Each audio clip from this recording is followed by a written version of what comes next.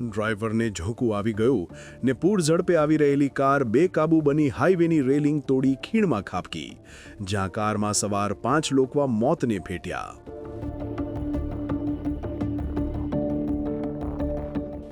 ઘટના મધ્યપ્રદેશના રતલામની છે, જ્યાં દિલ્હી મુંબઈ 8 લેન એક્સપ્રેસવે પર પૂર ઝડપે આવી રહેલી કાર બેકાબૂ બનીને હાઈવેનું બેરિયર તોડી ખીણમાં ખાબકી, જેના કારણે કારમાં સવાર 15 વર્ષના છોકરા સહિત 5 લોકો કાળનો કોળિયો બની ગયા.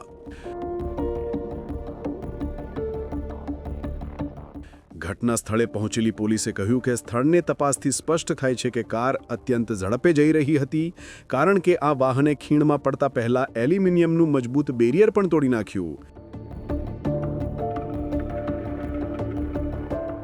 પ્રથમ દ્રષ્ટિએ શંકા છે કે કારના ચાલકને ઝોંકું આવી ગયું હશે, જેના કારણે આ અકસ્માત થયો.